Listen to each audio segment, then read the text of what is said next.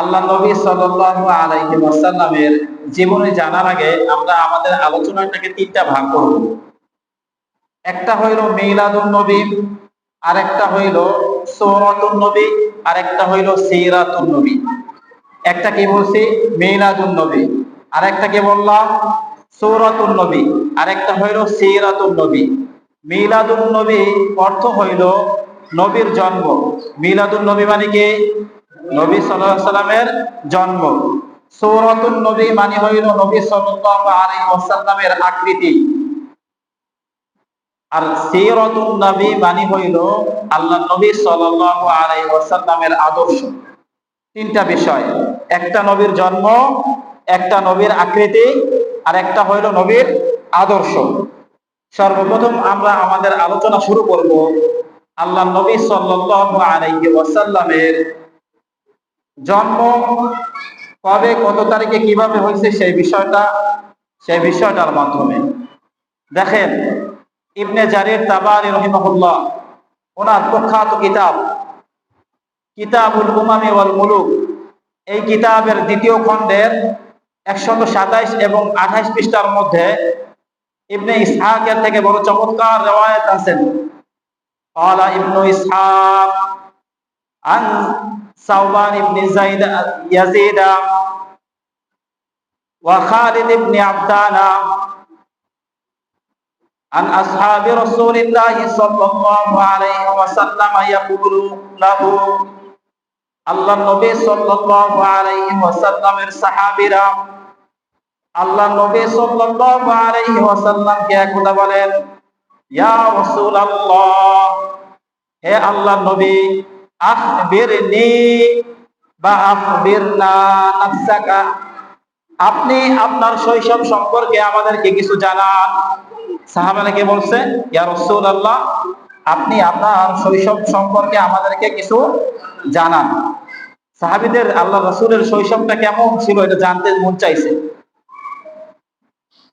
ক্বালা নবী সাল্লাল্লাহু আলাইহি ওয়াসাল্লাম, আল্লাহ নবী সাল্লাল্লাহু আলাইহি ওয়াসাল্লাম বললেন, নাম, হ্যাঁ, অবশ্যই আমি তোমাদেরকে আমার শৈশব সম্পর্কে জানাবো।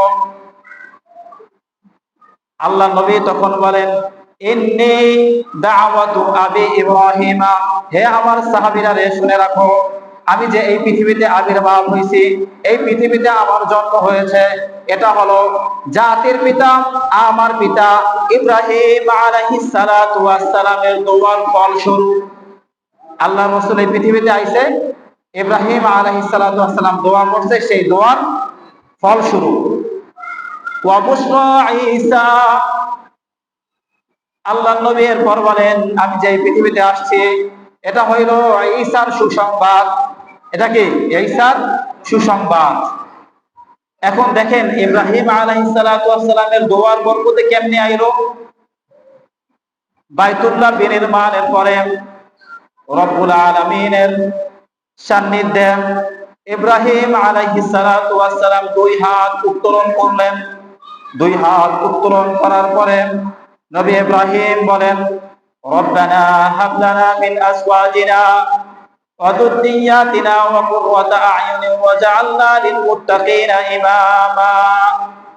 নবী ইব্রাহিম আর বলেন, রব্বানা ওয়া বা'আথ ফীহিম রাসূলাম মিনহুম ইয়াতলু আলাইহিম আয়াতিকা ওয়া ইউআল্লিমুহুমুল কিতাবা ওয়াল হিকমাতা ওয়া ইউযাক্কিহিম।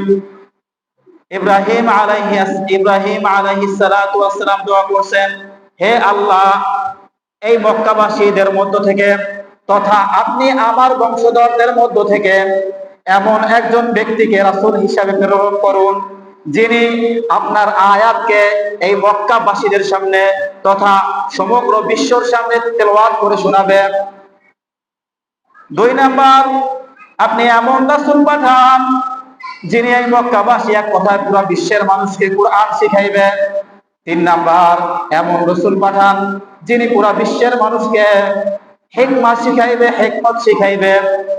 তিন নাম্বার, পুরো বিশ্বের মানুষকে যিনি তাজকিয়ায়ে নফস তথা আত্মশুদ্ধি করতে পারবেন, এমন একজন রাসূল আপনি আমার পরিবার বর্গের মধ্য থেকে পাঠান। এবার দেখেন, ইব্রাহিম আলাইহিস সালাতু ওয়াস সালাম দুই বিবাহ করছেন। কয় বিবাহ? দুই বিবাহ করছেন। প্রথম স্ত্রীর নাম হচ্ছে হাজেরা, দ্বিতীয় স্ত্রীর নাম হচ্ছে সারা।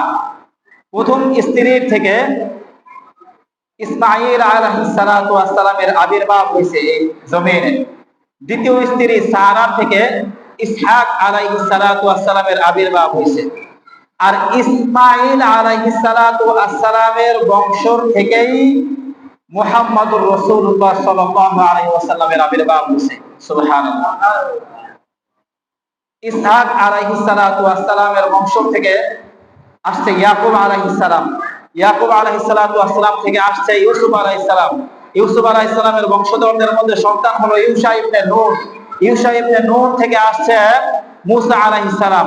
মুসা আলাইহিস সালাতু ওয়াস সালামের পরে এই পৃথিবীতে সর্বশেষ আল্লাহর রাসূলের আগে সর্বশেষ নবী হিসেবে আবির্ভাব হয়েছেন ঈসা আলাইহিস সালাতু ওয়াস সালামের। কার? ঈসা আলাইহিস সালাতু ওয়াস সালামের।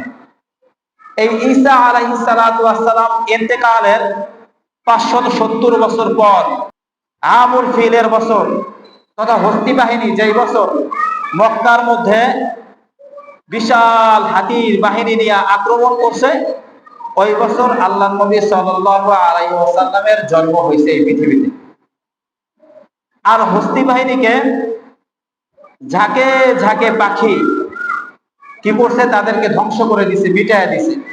ক্ষুদ্র ছোট ছোট ঝাঁকে ঝাঁকে পাখি উপর আসমান থেকে ছোট ছোট বিন্দু পরিমাণ, ছোট ছোট কণার পরিমাণ পাথর নিক্ষেপ করছে ঠোঁট দিয়া। প্রত্যেকটা পাথর আব্রাহার সৈন্যবাহিনীর মাথা দিয়া ঢুকে পিছনের রাস্তা দিয়ে বের হইয়া হাতির গা ছেদ কইরা বের হয়ে গেছে। সুবহানাল্লাহ। তার কারণ আল্লাহ তাআলার ঘরকে রক্ষা করবে, আল্লাহ তাআলা নিজে রক্ষা করবে। আল্লাহ তাআলার দ্বীন আল্লাহ তাআলা রক্ষা করবে। আল্লাহর কুরআন আল্লাহ হেফাজত করবে। ঠিক কিনা বলেন?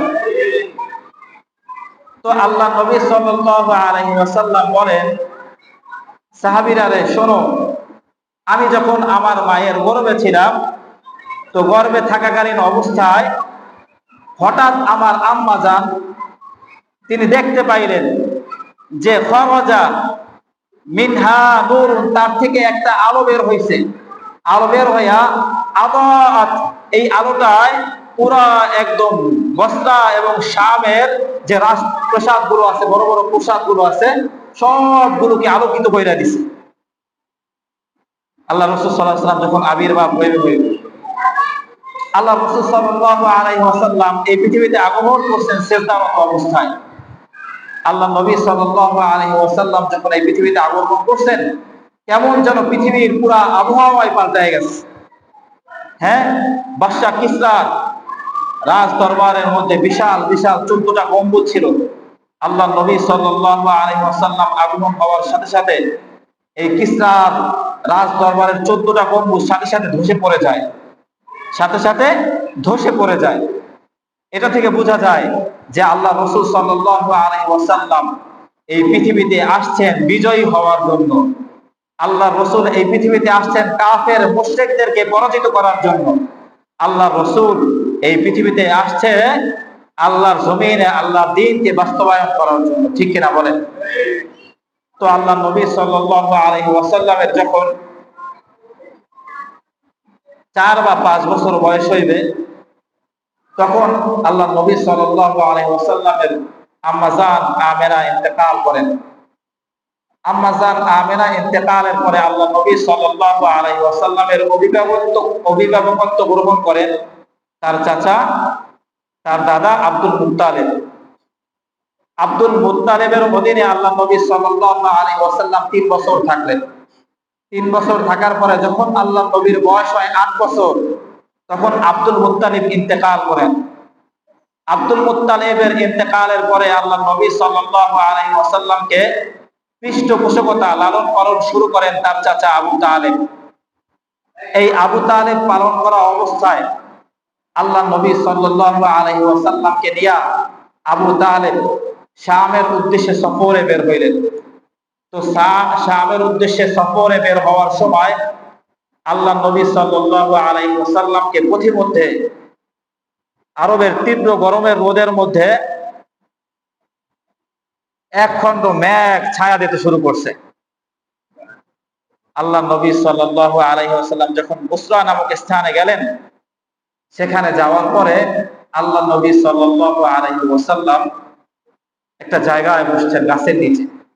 সেখানে বসার পরে, হ্যাঁ, তারিখে তাবারির মধ্যে আনছে যে সেখানে যাবার পরে বাহিরা নামক এক খ্রিস্টান ধর্মযাজক আল্লাহ নবী সাল্লাল্লাহু আলাইহি ওয়াসাল্লামকে দূর থেকে দেখে চিনে ফেলছে যে ইনি আখিরি পয়গাম্বর হইবে। তার কারণ হইল উনি ছিল পূর্ববর্তী যে কোনো কিতাব আছে ওই কিতাবের বড় পণ্ডিত ব্যক্তি, আলেম ব্যক্তি।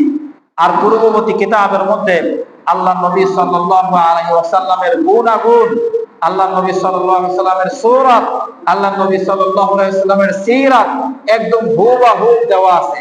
এমনকি এই কথাটাও বলা আছে যে আল্লাহ নবী সাল্লাল্লাহু আলাইহি ওয়াসাল্লামের বাবার নাম থাকবে আব্দুল্লাহ, তার মায়ের নাম থাকবে আমিনা, তার বাবা তার জন্মের পূর্বেই ইন্তেকাল হয়ে যাবে, আর তার মা তার জন্মের 5 বছর পরে ইন্তেকাল হবে।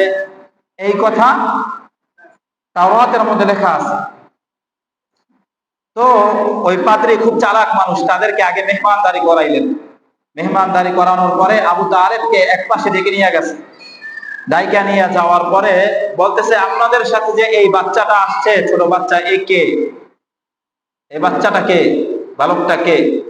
আবু তালেব বলল, এটা আমার সন্তান। আবু তালেব কি কয়? এটা আমার সন্তান। তখন বাহিরা রাহেব বলতেছে যে না, এটা আপনার সন্তান হইতে পারে না। তার কারণ আমরা পূর্ববর্তী কিতাবের মধ্যে পড়ছি যে মুহাম্মদ নামক এক বালক আসবে আরবের মধ্যে, তিনি সর্বশ্রেষ্ঠ নবী হইবেন, তুমি বিশ্ব নবী হবেন, তিনি সর্বশেষ নবী হবেন, তারপরে আর কোন নবী এই পৃথিবীতে আসবে না। সেই ব্যক্তির বাবার নাম হবে আব্দুল্লাহ, মায়ের নাম হবে আমেনা। সুবহানাল্লাহ বলবেন না? এখন আবু তালেব বলতেছে যে তুমি সত্যই বলতেছো, মুহাম্মদ ইবনে আব্দুল্লাহ ইনি, আর এর মায়ের নাম আমিনা, আমি হইলাম এর চাচা আবু তালেব। তারপরে ওই বাহিরা রাহেব বলতেছিল যে হে মক্কার সওদাগর, আমি আপনাকে একটা বিষয় সুস্পষ্ট করতেছি, শুনে রাখেন। আপনি যদি এই বালককে নিয়ে শাম বা সিরিয়ায় যান, তাহলে সেখানকার ইহুদিরা তাকে যদি দেখে তাহলে তার চিনে ফেলার সম্ভাবনা আছে। এজন্য আপনি তাকে নিয়ে মক্কায় ফেরত যান। এইখানে এসে আবু তালেব বুদ্ধিমানের পরিচয় দিছে। ওই বাহিরা রাহেবের কথা শুনছেন, তিনি হচ্ছে আল্লাহ রাসূল সাল্লাল্লাহু আলাইহি ওয়াসাল্লামকে মক্কায় পাঠিয়ে দিয়েছেন। আল্লাহ নবী সাল্লাল্লাহু আলাইহি ওয়াসাল্লামের বয়স যখন 20 বছর, তখন আল্লাহ নবী সাল্লাল্লাহু আলাইহি ওয়াসাল্লাম মক্কার মধ্যে একটা সংগঠন করেন, যেই সংগঠনের নাম ছিল হিলফুল ফুজুল। সংগঠনের নাম কি ভাইরা আমার? জোরে কোন, হিলফুল ফুজুল। হিলফুল ফুজুল মুখস্থ করেন। সংগঠনের নাম কি? হিলফুল ফুজুল। এই সংগঠনের নির্দিষ্ট কয়েকটা কাজ ছিল। তারা মক্কার মধ্যে যে সমস্ত কাফেলা আসতো, এই কাফেলাকে, মুসাফির দলকে সাহায্য করত। হজের মৌসুমে যে সমস্ত মানুষরা হজ করতে আসতো, তাদেরকে খাদ্য পানি দিয়ে সাহায্য করত। কোন মক্কার অসহায় অভাবগ্রস্ত মানুষ থাকলে তাদেরকে খাদ্য, বস্ত্র আর বাসস্থান দিয়ে সহযোগিতা করত। আল্লাহ নবী সাল্লাল্লাহু আলাইহি ওয়াসাল্লাম এই কাজটা 20 বছর বয়সেই করছেন। আল্লাহ নবী সাল্লাল্লাহু আলাইহি ওয়াসাল্লামের বয়স যখন 25 বছর, তখন আল্লাহ নবী সাল্লাল্লাহু আলাইহি ওয়াসাল্লাম ব্যবসায়িক উদ্দেশ্যে সর্বপ্রথম শামে সফর করেন। আম্মা জান খাদিজা রাদিয়াল্লাহু তাআলা আনহা আল্লাহ রাসূলের বহু প্রশংসা শুনছে।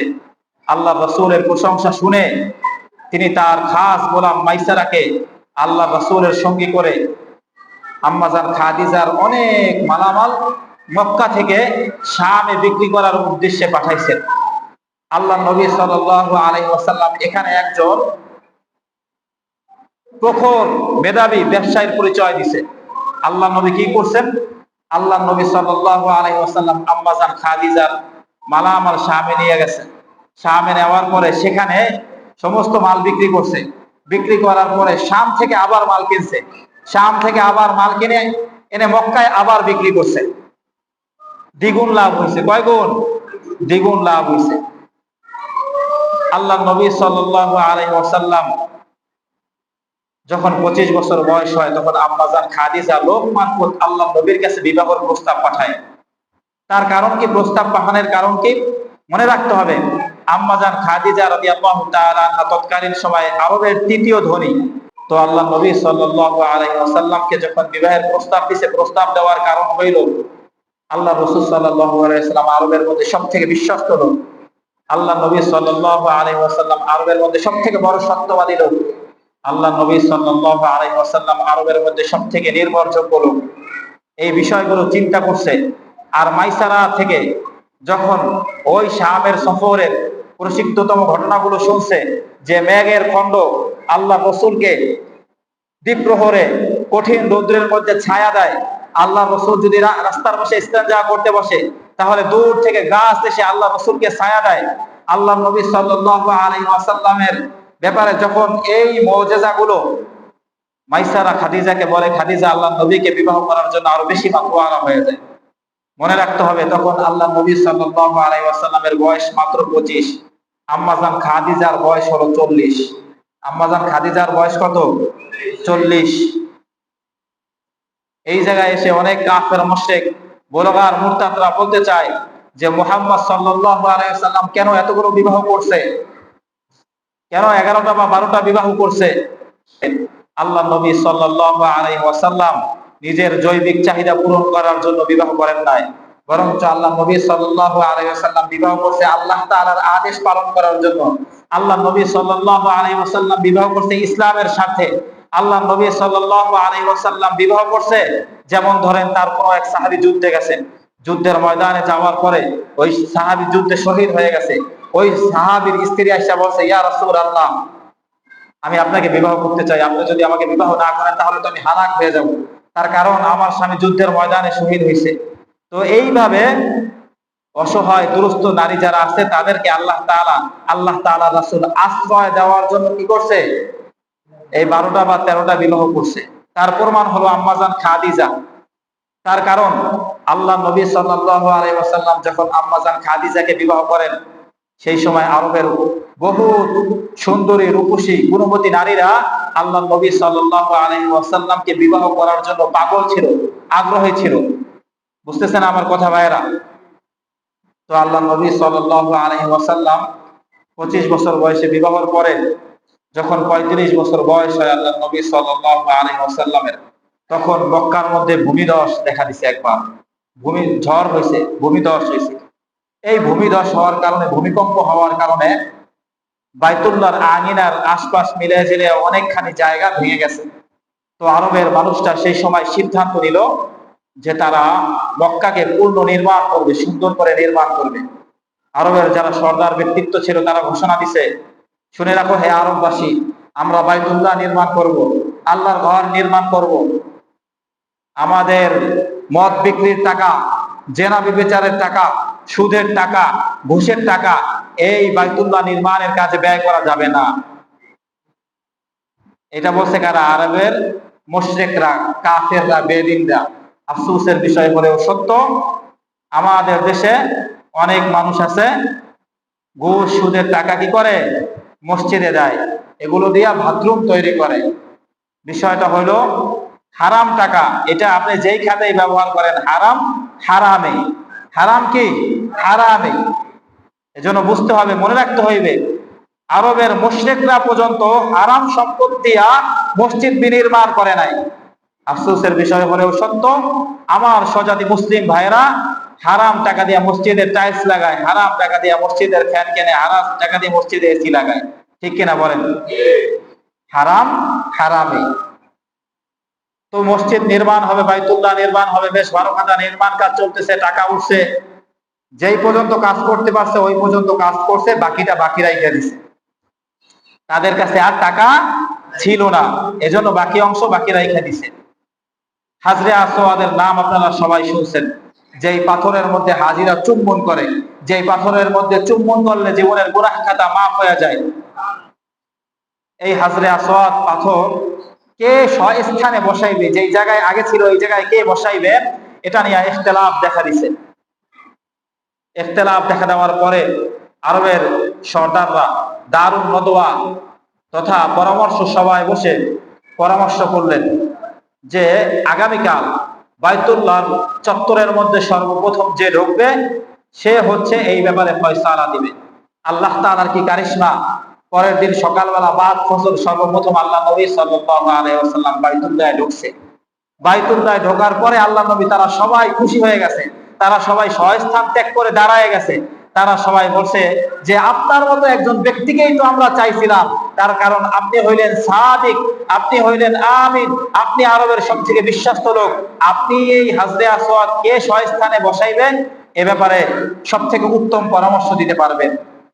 আল্লাহ নবী সাল্লাল্লাহু আলাইহি ওয়াসাল্লাম সবাইকে নিয়ে বসলেন, যুদ্ধ বিগ্রহের দিকে না গাইতে বললেন এবং বললেন একটা চাদর নিয়ে আসুন। একটা চাদর আনা হইল, চাদরের মধ্যে হাজরে আসওয়াদ পাথরটাকে রাখা হইল। রাখার পরে আল্লাহ নবী সাল্লাল্লাহু আলাইহি ওয়াসাল্লাম বললেন যে প্রত্যেক গোত্রের সর্দাররা চারপাশ দিয়া, চাদরের চারপাশ দিয়া ধরো। সবাই চাদরের চারপাশ দিয়া ধরলো। আল্লাহ নবী সাল্লাল্লাহু আলাইহি ওয়াসাল্লাম নিজ বাহু মোবারক দিয়া ওইটাকে জাগাইয়া স্বস্থানে বসায় দিলেন। সুবহানাল্লাহ। সেই জায়গায় এখনো বসানো, আর সেই জায়গায় আমরা চুম্বন করতেছি। সুবহানাল্লাহ। হাজরে আসওয়াদ পাথরের মধ্যে আমার রাসূলের বহুত হাত লাগছে।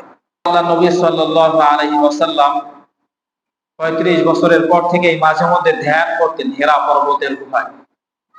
আল্লাহ নবী ধ্যান করতে আসেন, আল্লাহ নবী ধ্যান করতেছেন, ধ্যান করতে করতে করতে করতে আল্লাহ নবীর বয়স ৪০ বছরে পদার্পণ করলো।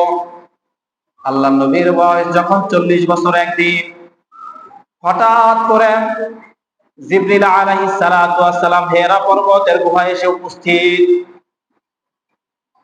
জিবরিল হেরা পর্বতের গুহায় আসার পরে আল্লাহ নবী সাল্লাল্লাহু আলাইহি ওয়াসাল্লামের হাঁটুর সাথে হাঁটু মুবারক লাগায়া বসলো। তার হাত দুখানা আল্লাহ নবীর হাঁটুর উপরে রাখলো। রাখার পরে বলতেছে ইয়া মুহাম্মদ, হে মুহাম্মদ, ইকরা, আপনি পড়ুন। আল্লাহ নবী সাল্লাল্লাহু আলাইহি ওয়াসাল্লাম বলেন লা আনা বিকারিন, আমি পড়তে জানি না। জিবরিল আমিন আবার বলেন ইয়া মুহাম্মদ ইকরা, আপনি পড়ুন। আল্লাহর রাসূল বলেন আমি পড়তে জানি না। আবার বলে হে আল্লাহর রাসূল পড়ুন। আল্লাহর রাসূল বলে আমি পড়তে জানি না। বুখারী শরীফ বাবু কাইফা কানা বাদুল ওয়াহিদ ৩ নাম্বার হাদিস। আল্লাহর রাসূল এই হাদিসের মধ্যে শব্দ উল্লেখ করেছেন ফাকাত্তানি জিবরিলু, জিবরিল আমাকে ধরে জোরে একটা চাপ দিল। চাপ দেওয়ার পরে এরপর জিবরিল আমাকে বলেন ইকরা বিসমি রাব্বিকাল্লাযী খলাক, হে মুহাম্মদ আপনি আপনার রবের শানে পড়ুন, যে রব আপনাকে সৃষ্টি করছেন। যখনই আমাকে রবের শানে পড়তে বলছেন, যখনই রাসূলকে রবের জন্য পড়তে বলছে, রবের শিক্ষা শিখতে বলছে, রবের পড়া পড়তে বলছে, অমনি আল্লাহ নবী সাল্লাল্লাহু আলাইহি ওয়াসাল্লাম অটোমেটিক একসাথে 5 আয়াত করে ফেলছেন। আল্লাহ নবী সাল্লাল্লাহু আলাইহি ওয়াসাল্লাম জরাক্রান্ত হয়ে গেলেন। প্রচন্ড রকমের জ্বর নিয়ে আল্লাহ নবী সাল্লাল্লাহু আলাইহি ওয়াসাল্লাম আম্মা জান খাদিজাতুল কুবরার ঘরে আগমন করলেন। খাদিজাতুল কুবরার ঘরে ঢুকে আর বলে জাম্মিলুনি জাম্মিলুনি, হে খাদিজা তুমি আমাকে কম্বল আবৃত করে দাও, তুমি আমাকে চাদর আবৃত করে দাও। ইন্নী খাশিতু, আমি ভয় পাইতেছি, হয়তো আমি ধ্বংস হয়ে যাব। আম্মা জান খাদিজা রাদিয়াল্লাহু তাআলা এই জায়গায় বুদ্ধিমতীর পরিচয় দিছে। আমাদের মায়েদের উচিত, মহিলাদের উচিত যে স্বামীর বিপদে স্বামীর পাশে থাকা, স্বামীর বিপদে স্বামীকে উৎসাহ দেওয়া, উদ্দীপনা দেওয়া, তাকে হতাশ না করা। আম্মা জান খাদিজা বলছেন ইয়া রাসূলুল্লাহ, আপনার মতো ব্যক্তিত্ব কখনো ধ্বংস হতে পারে না, তার কারণ আপনি আত্মীয়তার সম্পর্ক বজায় রাখেন, আপনি অসহায় দুরস্থদের সাহায্য করেন, বস্ত্রহীনদের বস্ত্রের ব্যবস্থা করে দেন, অন্নহীনদের অন্নের ব্যবস্থা করে দেন, গৃহহীনদের গৃহর ব্যবস্থা করে দেন। সুতরাং আপনার মতো এত ভালো মানুষ সে কখনো ধ্বংস হতে পারে না। এরপর আল্লাহ নবী সাল্লাল্লাহু আলাইহি ওয়াসাল্লাম আস্তে আস্তে ইসলামের দাওয়াত দিতে শুরু করলেন। সর্বপ্রথম আম্মা জান খাদিজাকে ইসলামের দাওয়াত দিলেন। আম্মা জান খাদিজা রাদিয়াল্লাহু তাআলা আনহা ইসলাম কবুল করলেন। আবু বকর সিদ্দিককে দাওয়াত দিলেন। আবু বকর সিদ্দিক রাদিয়াল্লাহু তাআলা ইসলাম কবুল করলেন। চাচতো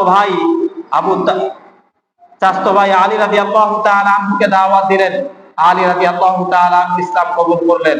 এই এক পর্যায়ে দাওয়াত চলতেছে, হঠাৎ করে রব্বুল আলামিন আল্লাহ রাসূল সাল্লাল্লাহু আলাইহি ওয়াসাল্লামকে ডাক দিয়ে বলেন, ওয়ানজির আশিরাতাকাল আকরাবিন, ইয়া রাসূলুল্লাহ, আপনি আপনার মক্কায় যে সমস্ত নিকট আত্মীয় আছে তাদেরকে দাওয়াত দিন।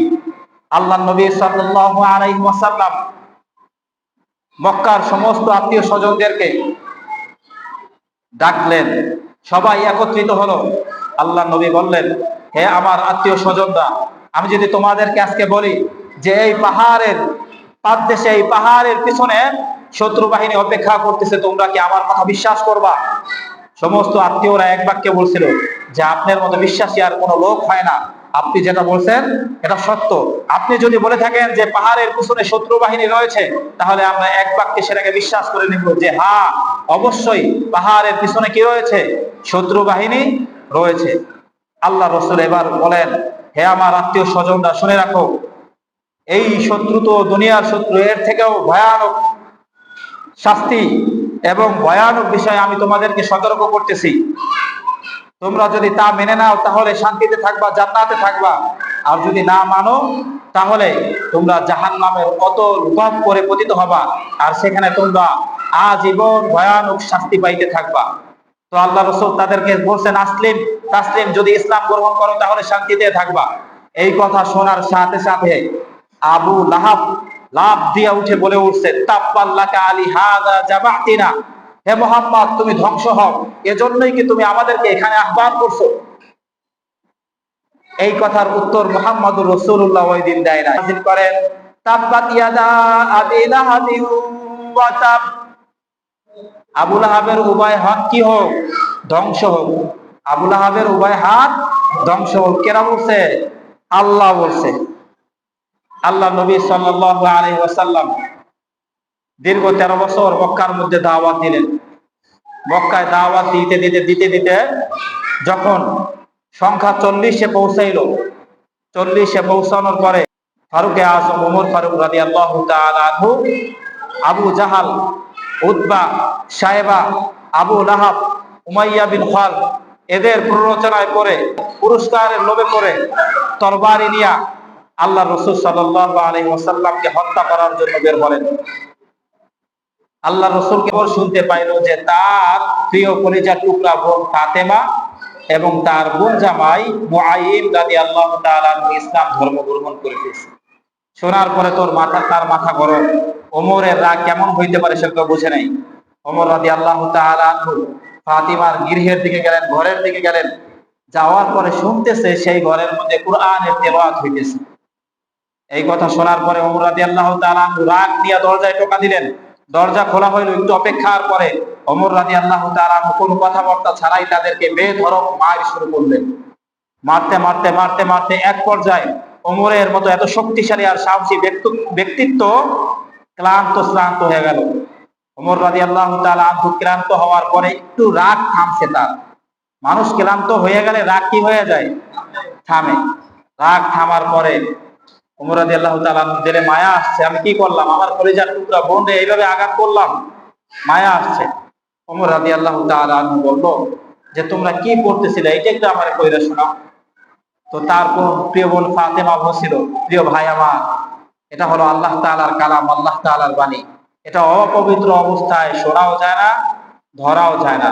আপনি যান, গোসল করে আসুন, তারপর আপনাকে এই পবিত্র কালাম শোনানো হইবে।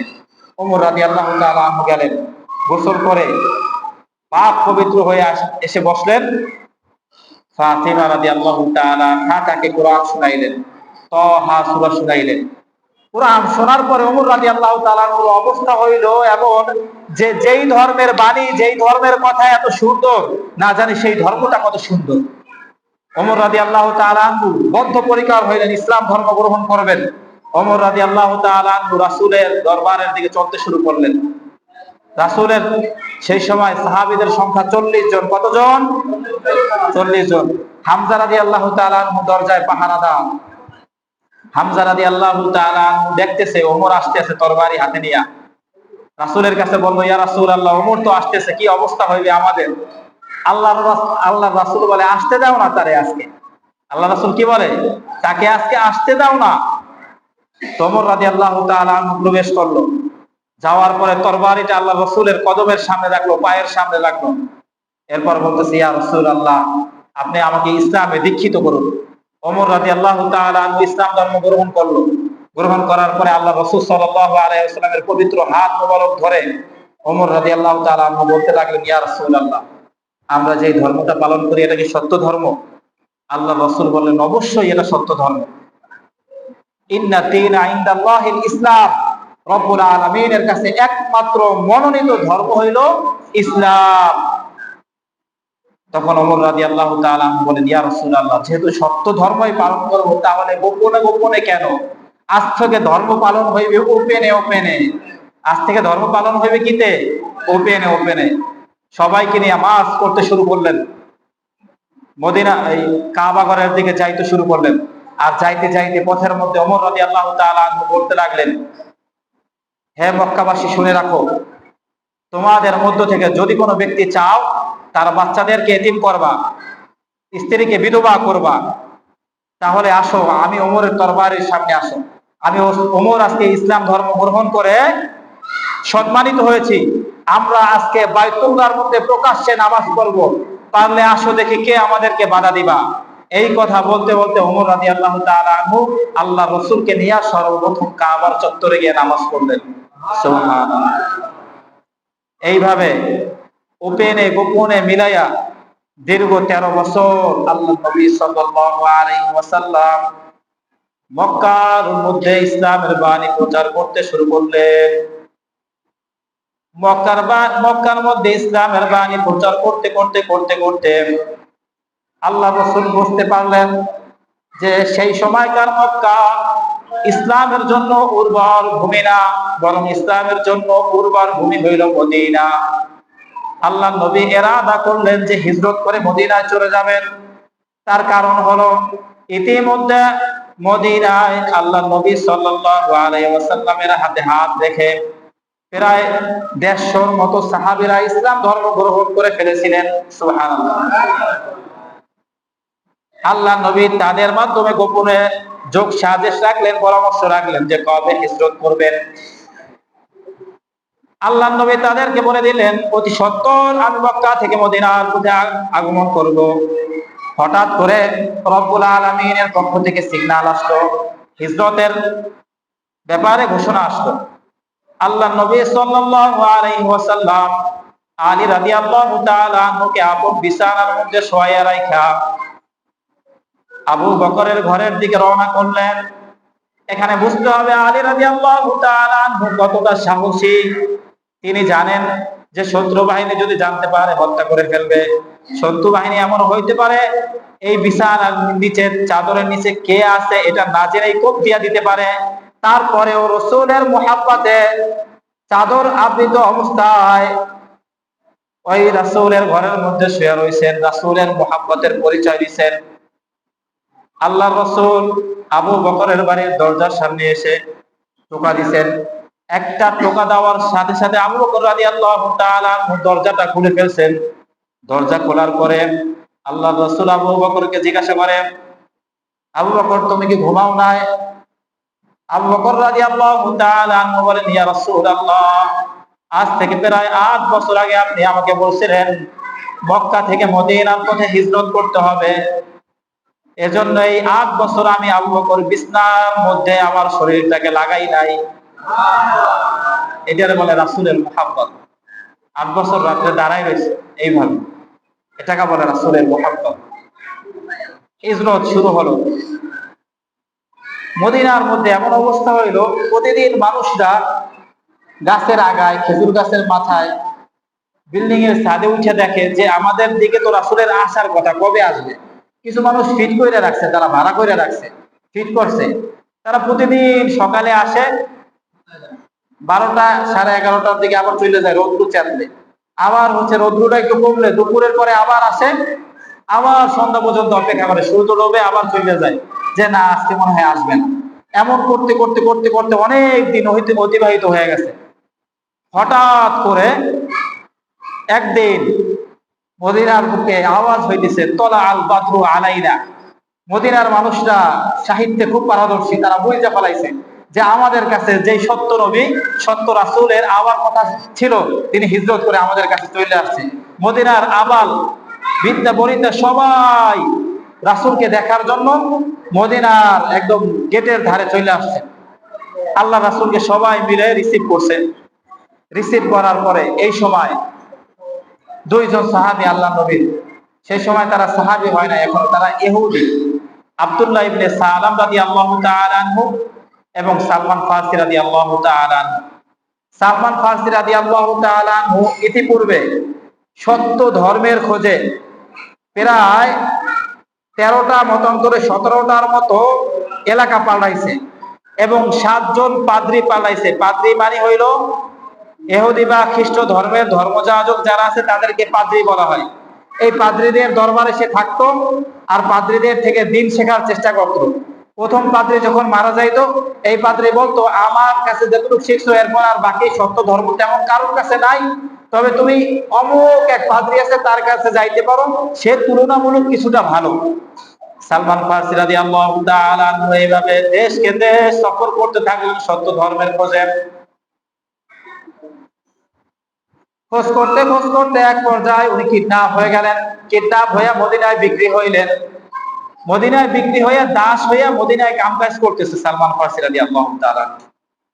তো সালমান ফারসি রাদিয়াল্লাহু তাআলা আনহু যখন আল্লাহ রাসূল মদিনায় প্রবেশ করলো তখন সালমান ফারসি রাদিয়াল্লাহু তাআলা আনহু খেজুর বাগানে খেজুর গাছের মাথায়, খেজুর বাগানে খেজুর গাছের মাথায় সালমান ফারসি নিজে বলতেছে হাদিস যে রাসূল আগমনের আওয়াজ শুনে আমার এমন অবস্থা হয়েছে যে মনে হয় আমি খেজুর গাছ থেকে কি পড়ে যাব এখনই।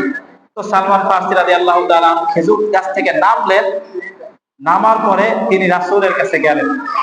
ঠিক আরেক ব্যক্তি আব্দুল্লাহ ইবনে সালাম রাদিয়াল্লাহু তাআলা, তিনিও ইহুদি ধর্মের মহৎ বড় পণ্ডিত আলেম ছিলেন, খ্রিস্ট ধর্মেরও পণ্ডিত আলেম ছিলেন, আমলি মানুষ ছিলেন।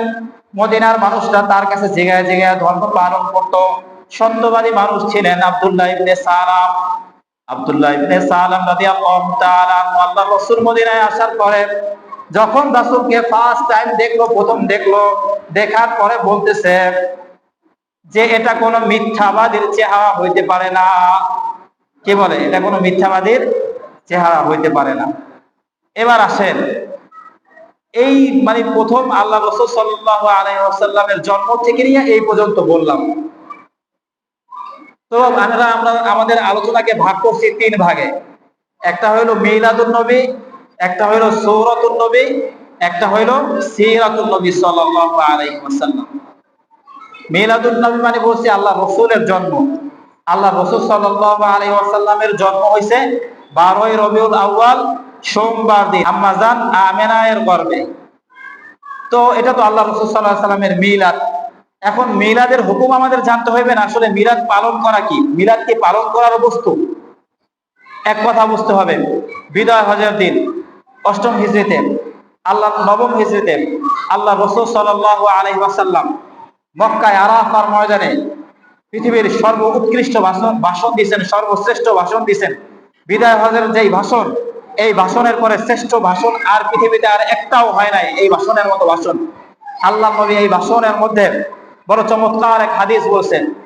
ইমাম মালিক রাহিমাহুল্লাহ তার মুয়াত্তা মালিকের মধ্যে বাবুল কদরের মধ্যে এই হাদিস, কিতাবুল কদরের মধ্যে এই হাদিস আছে। ইমাম মালিক বলেন, আন আব্দুল্লাহ ইবনে মাসউদ রাদিয়াল্লাহু তাআলা আনহু, আব্দুল্লাহ ইবনে মাসউদ রাদিয়াল্লাহু তাআলা আনহু বলেন, قال النبي صلى الله عليه وسلم, আল্লাহ নবী সাল্লাল্লাহু আলাইহি ওয়াসাল্লাম বর্ণনা করেছেন, তারাকতু ফীকুম আমরাইন লান তাদিল্লু মা তামাসসাকতুম বিহিমা কিতাবাল্লাহি ওয়া সুন্নাতা রাসূলিল্লাহি। এই বিশ্ববাসী, পৃথিবীবাসী শুনে রাখো, আমি রাসূল হয়তোবা পৃথিবীতে বেশি দিন আর থাকবো না, কিন্তু আমি তোমাদের জন্য 2টি জিনিস রেখে যাইতেছি। 1 নাম্বার হইল আল্লাহর কিতাব, 2 নাম্বার হইল আমি রাসূলের সুন্নাহ। শুধুমাত্র রাসূলের সুন্নাহ মানলেই হইবে না। ইবনে মাজাহর মধ্যে হাদিস আছে, আল্লাহর রাসূল বলেন, আলাইকুম বিসুন্নতি ওয়া সুন্নাতি খুলাফায়ে রাশিদিন আল মাহদিয়্যিন, আমি রাসূলের সুন্নাত মানার সাথে সাথে তোমাদের সবার জন্য আমার সাহাবী, আমার খোলাফায়ে রাশিদিন যারা আছে তাদের সুন্নাতকেও তোমাদের জন্য মানা আবশ্যক আবশ্যক আবশ্যক। সুতরাং মনোযোগ আমার কথার দিকে। আল্লাহ নবী সাল্লাল্লাহু আলাইহি ওয়াসাল্লাম 63 বছর হায়াত পাইছে। উনি ওনার জীবনে কি কোনোদিন মিলাদ পালন করছেন? কেউ বলতে পারবে? উনি ওনার জীবদ্দশায় মিলাদ পালন করে নাই। মানে আল্লাহ রাসূল নিজে নিজের জন্মদিন পালন করছে? জোরে বলেন, আল্লাহ রাসূলের জন্মদিন পালন করছে? আবু বকর সিদ্দিক রাদিয়াল্লাহু তাআলা আনহু আল্লাহ রাসূলের জন্মদিন পালন করছে? ওমর ফারুক রাদিয়াল্লাহু তাআলা আনহু আল্লাহ রাসূলের জন্মদিন পালন করছে? তাহলে তো মনে হয় আলী রাদিয়াল্লাহু তাআলা আনহু করছে। ও, আলী রাদিয়াল্লাহু তাআলা আনহু করে নাই, ওসমান রাদিয়াল্লাহু তাআলা আনহু করে নাই। এমনকি 109 হিজরি পর্যন্ত সাহাবীরা জীবিত ছিল পৃথিবীতে। এই 109 হিজরি পর্যন্ত আল্লাহ রাসূলের জন্মদিন কেউ পালন করে নাই। আল্লাহ রাসূল সাল্লাল্লাহু আলাইহি ওয়াসাল্লাম ইন্তেকালের পরে আল্লাহ রাসূল হাদিস বলেন, খায়রুল কুরুনি কারনি সুম্মাল্লাযীনা ইয়ালুনহুম সুম্মাল্লাযীনা ইয়ালুনহুম সুম্মাল্লাযীনা ইয়ালুনহুম। সর্বোত্তম জামানা হইল তিনটা। এক নাম্বার আমার জামানা, দুই নাম্বার আমার সাহাবীদের জামানা, তিন নাম্বার হইল তাবেঈদের জামানা। এই তিন জামানার কোন জামানার মধ্যেও মিলাদুন নবী কি হয় নাই? পালন হয় নাই। এর পরবর্তীতে এক বাদশার আবির্ভাব হয়। তিনি নিজের মজলিসের মধ্যে নিজের রাজদরবারে লোক জড়ো করার জন্য, মানুষ জড়ো করার জন্য বিশাল খানার আয়োজন করে, বিশাল প্যান্ডেলের ব্যবস্থা করে, বিশাল খানার আয়োজন করে মানুষদেরকে দাওয়াত দেয়। মানুষ খাদ্য আহার করার জন্য সেখানে আসে। মানুষ তখন বুঝে নাই যে মিলাদ করবে, কিন্তু আসার পরে তিনি তখন মিলাদ জারি করছে, মিলাদ করছে। সেই থেকে পৃথিবীতে মিলাদের আবির্ভাব। তো কি বুঝলেন? মিলাদ রাসূলের জামানায় ছিল? সাহাবীদের জামানায় ছিল? তাবেঈদের জামানায় ছিল? ছিল না।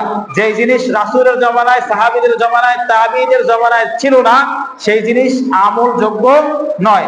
সেই জিনিসকে বলা হয় বিদআত। কি বলা হয় সেই জিনিসকে? বিদআত।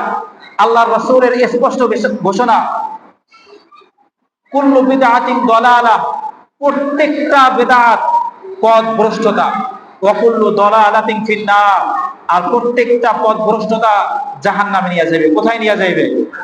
জাহান্নামে নিয়ে যাবে। এজন্য আমাদের জন্য পালনীয় বিষয় হইল মিলাদুন নবী নাকি সিরাতুন নবী? সিরাতুন নবী। এবার আসেন দ্বিতীয় আলোচনা, সূরাতুন নবী সাল্লাল্লাহু আলাইহি ওয়াসাল্লাম।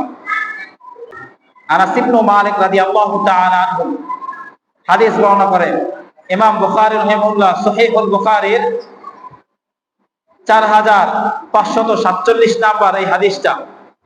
তো আনাস ইবনে মালিক বলেন, কানান নবী সাল্লাল্লাহু আলাইহি ওয়াসাল্লাম রুবাতাল কওমি, আল্লাহর নবী সাল্লাল্লাহু আলাইহি ওয়াসাল্লাম মধ্যম গড়নের ছিলেন। লাইসা বিল তাওয়িল ওয়ালা বিল কসীর, আল্লাহর নবী সাল্লাল্লাহু আলাইহি ওয়াসাল্লাম অতিমাত্রায় লম্বা ছিলেন না, যেটা দৃষ্টিকটু।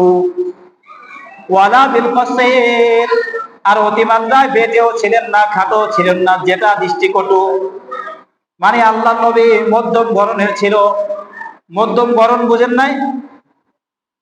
দেহ মোবারক কতটুকু ছিল? মধ্যম পর্যায়ের, বেশি লম্বাও না, বেশি খাটোও না। ওয়া আসহাওয়াল লাউনি, আল্লাহর নবী সাল্লাল্লাহু আলাইহি ওয়াসাল্লামের চেহারা ছিল দুধে আলতা। দুধে আলতা বুঝেন? দুধের মধ্যে যদি আলতা ঢেলে দেন, আলতা মিশ্রিত করেন, তাহলে কালারটা কেমন হবে? হালকা গোলাপি গোলাপি ভাব থাকবে।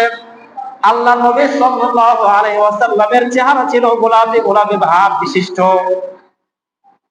আল্লাহর নবী সাল্লাল্লাহু আলাইহি ওয়াসাল্লাম ওয়ালা বিল আবয়াযা আমহাকা, ধবধবে সাদা ছিলেন না, খুব বেশি সাদা ছিলেন না।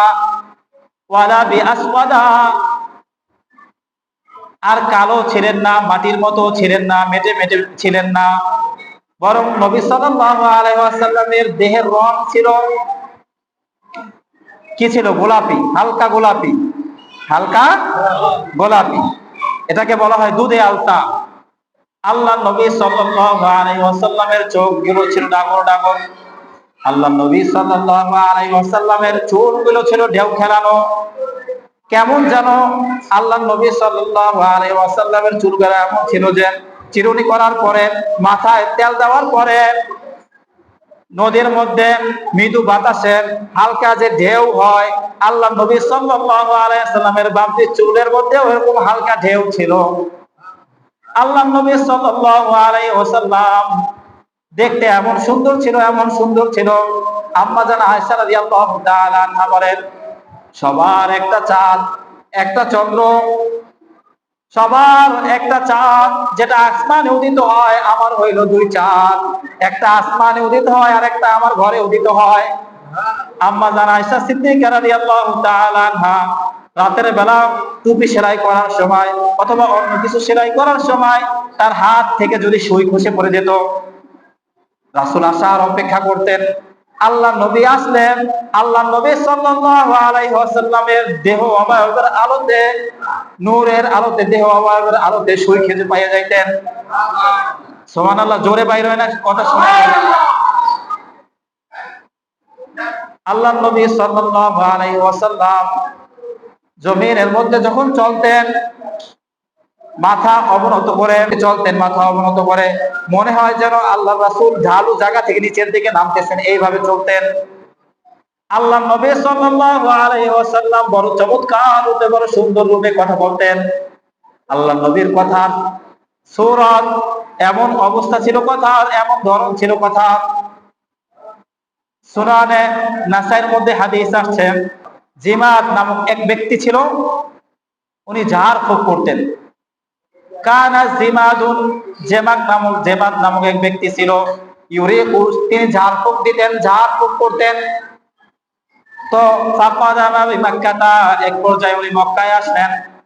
মক্কায় আসার পরে মক্কার মূর্খ লোক বা বলদ লোকরা আল্লাহ নবী সাল্লাল্লাহু আলাইহি ওয়াসাল্লামের ব্যাপারে এই জেমাদের কাছে বলে যে, জেমাদ শোনো শোনো, মক্কায় মুহাম্মদ নামক এক লোক আছে, সে হইল মাজনুন, নাউজুবিল্লাহ, সে পাগল। মক্কায় মুহাম্মদ নামক এক লোক আছে, সে পাগল, কি আলতু ফালতু বলতে থাকে। এখন জেমাদ বলতেছে যে আমি যদি তারে পাই, তার সাথে যদি আমার সাক্ষাৎ হয়, তাহলে আমি ঝাড়ফুঁক দিয়া আল্লাহর ইচ্ছায় তারে ভালো করে ফেলাইব। এই কথা বলে কে? জেমাদ বলতেছে। তো আল্লাহ নবী সাল্লাল্লাহু আলাইহি ওয়াসাল্লামের সাথে জেমাদের সাক্ষাৎ হইল। জেমাদ বলতেছে, আমি শুনছি, তোমার কি সমস্যা? জেমাদ রাসূলকে কি কয়? আমি শুনছি, তোমার কি সমস্যা? সরাসরি তো আর কইতে পারে না যে তুমি পাগল, এটা আমি শুনছি, এটা তো আর কইতে পারে না। কয় আমি শুনছি, তোমার কি সমস্যা? আমি যদি তোমাকে ঝাড়ফুঁক দেই, তাহলে আল্লাহ তাআলার ইচ্ছায় তুমি ভালো হয়ে যাবা। কারে কয়? আল্লাহর রাসূলকে কয়। কারে কয়? আল্লাহর রাসূলকে কি কয়? আমি যদি তোমারে ঝাড়ফুঁক দেই, তাহলে তুমি কি হয়ে যাবা? এখন জিজ্ঞাসা, তোমারে কি আমি ঝাড়ফুঁক দিব? আল্লাহ নবী সাল্লাল্লাহু আলাইহি ওয়াসাল্লাম বলেন, নাহমাদু ইন্নাল হামদালিল্লাহি ওয়াস্তাঈনুহু, সমস্ত প্রশংসা আল্লাহ তাআলার জন্য, আমরা আল্লাহ তাআলার প্রশংসা আদায় করতেছি। আল্লাহ তাআলা যাকে চান হেদায়েত দান করেন, আর আল্লাহ তাআলা যাকে চান না তাকে কেউ হেদায়েত দিতে পারে না। এরপর আল্লাহ নবী বলেন, আশহাদু আল্লা ইলাহা ইল্লাল্লাহ ওয়া আশহাদু আন্না মুহাম্মাদান আবদুহু ওয়া রাসূলুহু।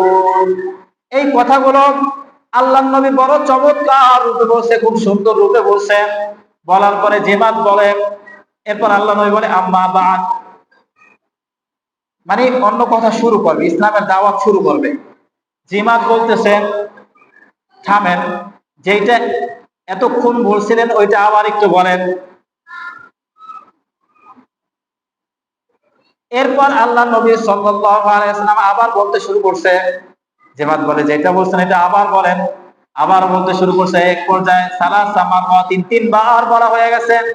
তিনবার বলার পরে এখন জিমাদ বলতেছেন, সামি'তু কাওলাল কাহিনিনা, আমি বহু গণকদের কথা শুনছি, ওয়া কাওলাস সাহরিন, এবং বহু জাদুকরদের কথা শুনছি, ওয়া কাওলাস শাইরিন, বহু শায়েরদের কথাও আমি শুনছি।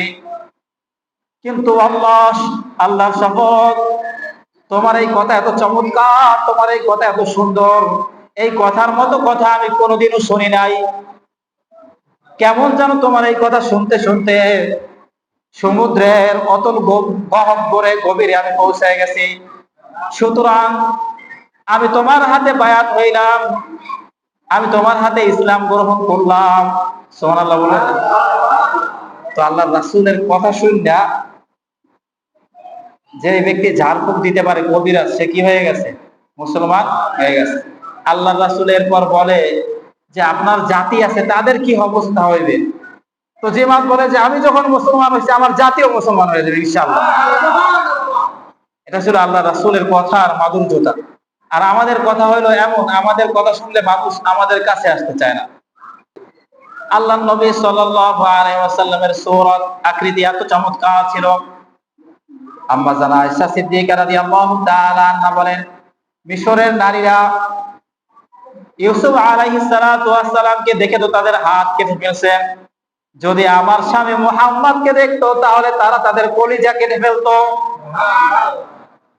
আর প্রমাণ আছে, সাহাবীরা তো আল্লাহ রাসূলের জন্য নিজের গর্দান দিয়ে দিছে, দিছে না?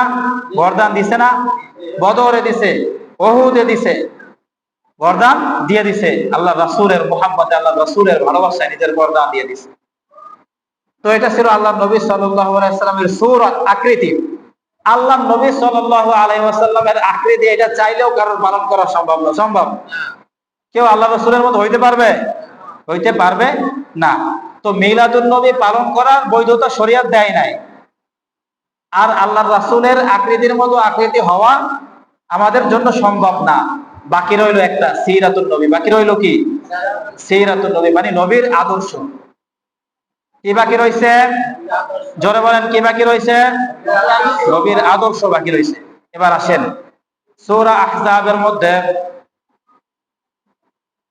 আল্লাহ তাআলা বলেন, লাকাদ কানা লাকুম ফি রাসূলিল্লাহি উসওয়াতুন হাসানাহ, অবশ্যই তোমাদের জন্য সর্বোত্তম আদর্শ রয়েছে মুহাম্মাদুর রাসূলুল্লাহর মধ্যে। আমাদের জন্য সর্বোত্তম আদর্শ কার মধ্যে? মুহাম্মাদুর রাসূলুল্লাহর মধ্যে। তো আল্লাহর নবী 13 বছর তো মক্কায় ইসলামের দাওয়াত দিছে, এটা তো মোটামুটি বুঝে আসছে।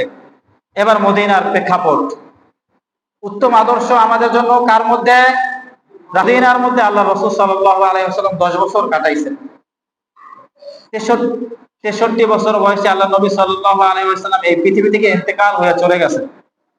মদিনায় যে এই 10 বছর কাটাইছেন, এই 10 বছর কাফের মুশরিকদেরকে আল্লাহ রাসূল সাল্লাল্লাহু আলাইহি ওয়াসাল্লাম প্রতিহত করছে। এই 10 বছরের মধ্যে আল্লাহ রাসূল সাল্লাল্লাহু আলাইহি ওয়াসাল্লাম ইসলামী রাষ্ট্র প্রতিষ্ঠা করছে। এই 10 বছরের মধ্যে আল্লাহ নবী সাল্লাল্লাহু আলাইহি ওয়াসাল্লাম বহু যুদ্ধে বিজয় অর্জন করছে। এই 10 বছরের মধ্যে আল্লাহ নবী সাল্লাল্লাহু আলাইহি ওয়াসাল্লাম দ্বিতীয় হিজরিতে বদর যুদ্ধে বিজয় অর্জন করছে। তৃতীয় হিজরিতে উহুদ যুদ্ধের মধ্যে মুসলমানদের সাময়িক পরাজয় করছে। পঞ্চম হিজরিতে জঙ্গে আহজাব বা জঙ্গে খন্দকের মধ্যে মুসলমানদের বিজয় হয়েছে। ষষ্ঠ হিজরিতে হুদায়বিয়ার সন্ধি হয়েছে, এই সন্ধিও মুসলমানদের জন্য বিজয়। সপ্তম হিজরিতে খায়বার বিজয় হয়েছে। ষষ্ঠ হিজরি, সপ্তম হিজরির পরে ষষ্ঠ হিজরিতে এমন এক বিষয়ের চুক্তি হয়েছে। 7টা চুক্তি এমন ছিল, প্রত্যেকটা চুক্তি মুসলমানদের বিরুদ্ধে ছিল, কিন্তু আল্লাহ তাআলা পাশার দান পাল্টায় দিছে, মুসলমানদের বিরুদ্ধের চুক্তিকে মুসলমানদের পক্ষে আইনা দিছে। কারণ এই চুক্তিগুলো এমন হয়েছে যে চুক্তির ফলে নবী সাল্লাল্লাহু আলাইহি ওয়াসাল্লামের কাছে মানুষের আসা যাওয়া সহজ হয়েছে। নবীর সামনে, নবীর কাছে মানুষ আসতে পারছে। আর আল্লাহ নবী সাল্লাল্লাহু আলাইহি ওয়াসাল্লামের আখলাক দেখে, আল্লাহ নবী সাল্লাল্লাহু আলাইহি ওয়াসাল্লামের চেহারা দেখে, আল্লাহ নবী সাল্লাল্লাহু আলাইহি ওয়াসাল্লামের সিরাত দেখে, আল্লাহ নবী সাল্লাল্লাহু আলাইহি ওয়াসাল্লামের সূরত দেখে মানুষরা মুসলমান হয়ে গেছে। সুবহানাল্লাহ। আল্লাহ নবী সাল্লাল্লাহু আলাইহি ওয়াসাল্লামের মিলাদ দেখে কেউ কি হয় নাই?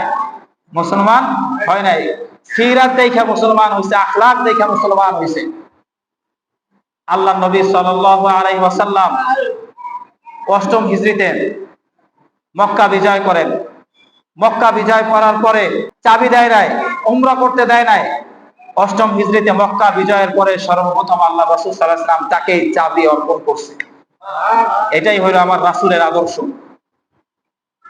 8ম হিজরিতে মক্কা বিজয়ের পরে আল্লাহ রাসূল সাল্লাল্লাহু আলাইহি ওয়াসাল্লাম, জিবরিল আমিন আসছে, আয়েশা বলতেছে, ইয়া রাসূলুল্লাহ, আপনি যুদ্ধ অস্ত্র খুলে ফেলছেন, আমরা তো এখনো যুদ্ধের অস্ত্র খুলি নাই। আল্লাহ তাআলা এখনই আমাদেরকে হুনাইনে যাইতে বলছে। হুনাইন বিজয় করলেন। হুনাইন থেকে আইসা মক্কায় প্রবেশ করলেন। মক্কায় প্রবেশ করে উমরা করলেন। উমরা করার পরে আবার মদিনায় আসলেন। মদিনা থেকে পরবর্তী বছর আবার মক্কায় গেলেন। মক্কায় যাওয়ার পরে আল্লাহ নবী সাল্লাল্লাহু আলাইহি ওয়াসাল্লাম বিদায় হজ পালন করলেন। বিদায় হজ পালন করার সময় আল্লাহ রাসূল সাল্লাল্লাহু আলাইহি ওয়াসাল্লাম সোয়া লক্ষ সাহাবীদের সামনে উটের পিঠে বসা। হঠাৎ করে জিবরিল আমিন আসছে সর্বশেষ আয়াত নিয়ে। জিবরিল বলতেছে, আল ইয়াউমা আকমালতু লাকুম দীনাকুম ওয়া আতমামতু আলাইকুম নি'মাতি ওয়া রাদিতু লাকুমুল ইসলাম দীনা।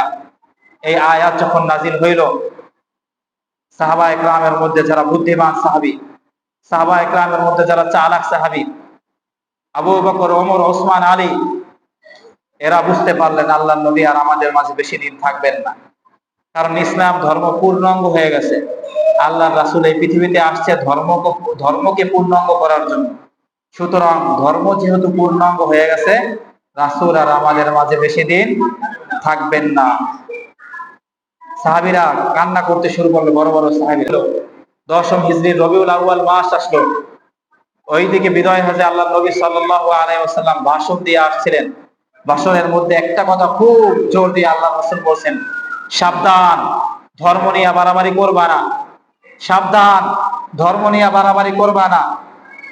হ্যাঁ, মেহনতি মানুষ, পরিশ্রমী মানুষ, দিনমজুর মানুষ, তাদের ঘাম শুকানোর আগেই তাদের পারিশ্রমিক দিয়ে দিবা। তোমাদের বাসা বাড়িতে যারা কাজ করে, গোলাম বান্দি যারা আছে, তোমাদের বাসা বাড়িতে যারা কাজ করে, তাদের সাথে জুলুম করবা না, অত্যাচার করবা না। তোমরা যা খাবে তাদেরকে তা খাওয়াবা, তোমরা যা পরবা তাদেরকে তা পরাবা। আর একটা কথা খুব জোর দিয়ে আল্লাহ নবী বলছেন, আল্লাহ রাসূল বলেন, হে আমার সাহাবীরা, আমি তো চলে যাব, তোমাদের মাঝে আর বেশি দিন থাকবো না। তারাকতু ফীকুম আমরাইন লান তাদিল্লু মা তামাসসাকতুম বিহিমা কিতাবাল্লাহি ওয়া সুন্নাতা রাসূলিল্লাহ। আমি এই পৃথিবী থেকে চলে যাব। আমি চলে যাওয়ার পরে আমি তোমাদের জন্য দুইটা জিনিস রেখে যাচ্ছি। একটা হইলো আল্লাহ তাআলার কিতাব, 2 নম্বর হইলো আমি এবং আমার সাহাবীদের সুন্নাহ। তোমরা যদি আল্লাহর কিতাব, আমি এবং আমার সাহাবীদের সুন্নাতকে মজবুত ভাবে আঁকড়ায় ধরো, তাহলে কশিন কালেও তোমরা পথভ্রষ্ট হবে না। কখনো তোমরা পথভ্রষ্ট হবে না। বিষয় হলেও সত্য, আমরা কুরআন ছাড়ছি, আমরা হাদিস ছাড়ছি, সাহাবেদের কদমকে অনুসরণ করা ছেড়ে দিছি, উলামায়ে কেরামের মজলিসে যাওয়া ছেড়ে দিছি, মাহফিলে যাওয়া ছাড়ছি, কোরআনের মস্কে বসা ছাইরা দিছি, কোরআনের তালিমে বসা ছাইরা দিছি, নামাজে আসা ছাইরা দিছি। হাত্তাকে এমনও ভাই আছে, মাসকে মাস চলে যায়, বছরকে বছর চলে যায়, তারপরও রব্বুল আলামিনের কুদরতে পায়ের মধ্যে, কুদরতে কদমের মধ্যে দুইটা সিজদা দেওয়ার তৌফিক হয় না। এমন অনেক ভাই আছে যারা শুধু বছরে একবার বা দুইবার রব্বুল আলামিনের কুদরতে পায়ে সিজদা দেয় ঈদের নামাজের জন্য। অনেক এমন নেতারা আছে, বড় বড় ব্যক্তিরা আছে, শুধুমাত্র জানাজায় যায়, রব্বুল আলামিনের কুদরতে পায়ে সিজদা দেওয়ার তৌফিক হয় না। আল্লাহ রাসূলের স্পষ্ট হাদিস, মুসলমান এবং কাফেরের মধ্যে পার্থক্যকারী একটা বিষয় হলো, সেটা হলো কি? নামাজ। মুসলমানের পরিচয় পাওয়া যাবে কেমনে? সে কি পড়ে? নামাজ পড়ে। কাফেরের পরিচয় কি? সে নামাজ পড়ে না। তো ছাড়তে ছাড়তে ছাড়তে ছাড়তে সর্বশেষ আমরা নামাজ তো ছাড়ছি, এমন অবস্থা হয়েছে, নাওয়াকিজুল ঈমান অর্থাৎ ঈমান ভঙ্গের বহু কারণ প্রতিদিন আমাদের থেকে সংঘটিত হইতেছে। ঈমান ভঙ্গের বহুত কারণ আমাদের থেকে সংঘটিত হইতেছে। আমাদের কথার মাধ্যমে ঈমান ভঙ্গের কারণ সংঘটিত হয়, আমাদের বক্তব্যের মাধ্যমে ঈমান ভঙ্গের কারণ সংঘটিত হয়, আমাদের রাজনীতি, আমাদের সমাজনীতি, আমাদের আদর্শ, আমাদের মত, আমাদের পরিবার চালানো, আমাদের সমাজ চালানো, আমাদের রাষ্ট্র চালানোতে ঈমান ভঙ্গের কারণ সংঘটিত হয় প্রতিদিন। ঠিক কিনা বলেন? 63 বছর বয়স, রবিউল আউয়াল মাস, সোমবার দিন, মুমূর্ষ অবস্থায় আম্মা জান আয়েশা সিদ্দিকা রাদিয়াল্লাহু তাআলা আনহার গৃহের মধ্যে আলাইহিস সালাম মুমূর্ষ অবস্থায় অন্তিম মুহূর্ত, ইন্তেকাল করবে ভাব। এই সময় আল্লাহ রাসূল সাল্লাল্লাহু আলাইহি ওয়াসাল্লাম দেখে ওই মজলিসের মধ্যে যারা যারা ছিল তাদের কোন একজনের কানের মধ্যে, সম্ভবত আম্মা জান আয়েশা সিদ্দিকার কানের মধ্যে মেসওয়াক। আল্লাহ নবী সাল্লাল্লাহু আলাইহি ওয়াসাল্লাম বারবার চোখ এইভাবে উপর করে তাকাই দিয়েছিলেন। আম্মা জান আয়েশা বুঝতে পারছে আল্লাহ রাসূল মিসওয়াক করবে, মিসওয়াক চাইতেছে। আম্মা জান আয়েশা মিসওয়াক চাবাই দিয়েছেন। আল্লাহ রাসূল সাল্লাল্লাহু আলাইহি ওয়াসাল্লামের দাঁত মাইজা দিয়েছেন। আম্মা জান আয়েশা এই আমলের জন্য সব সময় ফখর করত। যতদিন বাইচা ছিল আম্মাজান ফখর করতো যে আমার লালা সর্বশেষ আল্লাহ রাসূলের লালার সাথে মিশ্রিত হয়েছে। সুবহানাল্লাহ।